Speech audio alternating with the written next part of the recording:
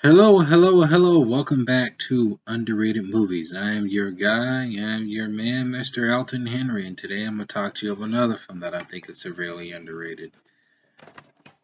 It came out 2018, not too long ago, I believe, and it's surprisingly a sequel. The Girl in the Spider's Web, starring Claire Foy, and she plays the lead character, Lisabeth Slander. It's a somewhat spin-off, sequel, reboot. Have enough of these. It's a reboot, sequel, be a prequel, the sequel that was from here, but we're trying to do it a little different thing. It's a sequel, prequel, whatever the hell it's called. It's a sequel reboot of the David Fincher's 2011 The Girl with the Dragon Tattoo, with a whole new cast and everything. And the story follows along with Lisabeth Slander, who has a sister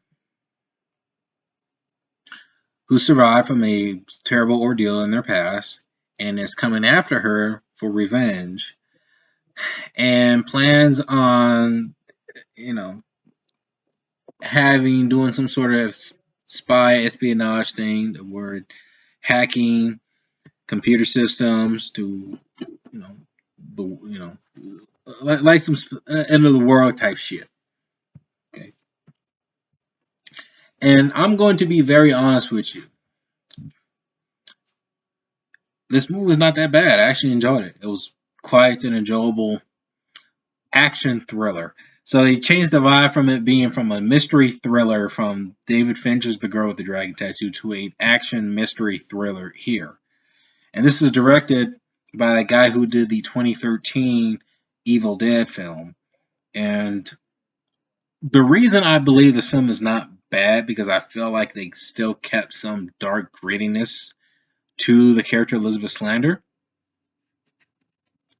I think they also managed to not oversaturate the film with action. I mean, there's some action scenes that kind of come and goes, and they try to keep it gritty and realistic to the best of their abilities. But what I also really like is that they didn't heavily rely on that. They kind of just done something different.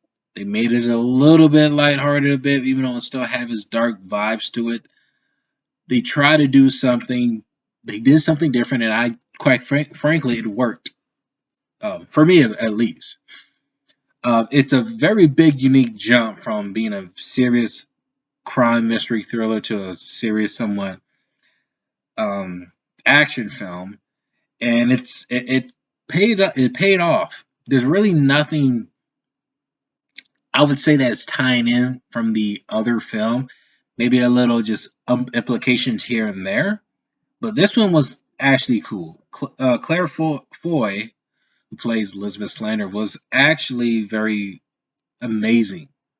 She was good. She was good as the character Elizabeth Slander. She did not. Um, I would say beat Rudy Mara. Rudy Mara, I believe, is the superior Elizabeth Slander, and I thought she was better, but she was great. The guy who played Daniel Craig's character, Mikhail Blomkvist, he was okay. He was okay. They don't really do much with his character. He's kind of more on the side a little bit to a Elizabeth Slander for whatever she needed, and they do have that little cheating affair that kind of goes along with his character with Slander. So that's there, but it's not heavily the main story around the film. I mean, because if you watch The Girl with the Dragon Tattoo, it was more leaning towards Daniel Craig, and then this one they kind of just reverse roles where Elizabeth Slander's character is more the protagonist, and nothing wrong with it. Nothing wrong with it. Just with Mikhail Blomkvist, his character was kind of pushed back a lot to where it was like. Now the story was fine. The story was great. it has that typical spy story where they got to find something, some sort of disk that has control to all some sort of system all over the world. So they follow that spy trend. There ain't really nothing unique about that. But it pays off with the film, given with Lisabeth Slander's character, what she's like, and then it actually kind of fit into that world. Lakeith Stanfield's also in this. He plays a CIA agent who plays a one man army a bit, who tries to track down Lisabeth Slander and have him help him cover up certain things regarding his agency that involves with the disc.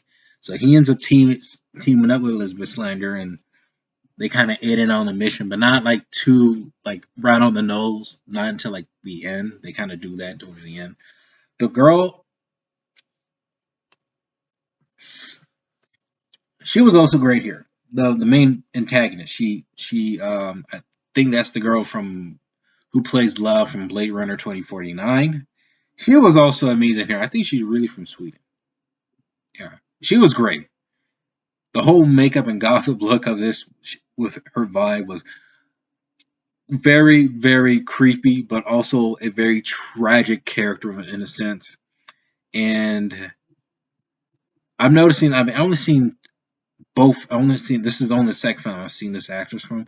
She's very good playing tragic characters. Tragic characters with a moral dilemma that's kind of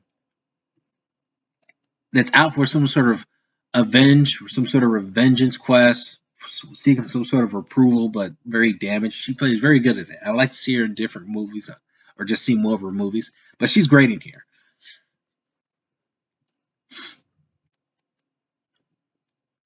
But to be honest with you, this is actually just a fun time at the movies. To be like, I really had a great time with this. I gave up trying to compare it from to David Fincher's film because it's been almost a decade. And then they were trying to get this a sequel right off the ground that was going to focus on the other two books. The things that, but that fell out because I think just financially, the first film was a box office success. It actually barely made its money. Um, and I think it's just because it's a dark film. Dark movies are kind of a tough sell for people, and it seems like nobody really wants to watch dark and depressing movies. Unfortunately, some of them are really great. And it reminds you about certain things in life to really appreciate more. That's kind of what I linger towards a little bit. I'm not saying I like dark movies all the time, but I like some lighthearted stuff. But this film was great. This is just your typical action movie. Um, I think it's a perfect film for the woke agenda. I mean, it doesn't feel like. Well, here's the thing: they do make Elizabeth Slander feel like a superhero. That was the issue I had with this. They made her. I mean, not like invincible, but feel like it. They made her like kind of like in comparison to the Equalizer or like Dark Man or something. Like your own unique Avenger, super vigilante.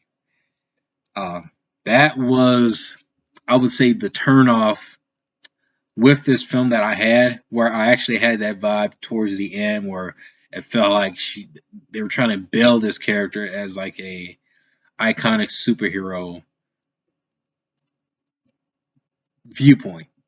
That's the vibe I got from it. But really, this movie was just great. It was just a fun film. Comment below, let me know. I highly recommend to see The Girl with the Spider's Web. If you have seen it, let me know what you thought about it. I would really love to know your opinions about it. Like, subscribe, comment below, and let me know what is your favorite underrated movie.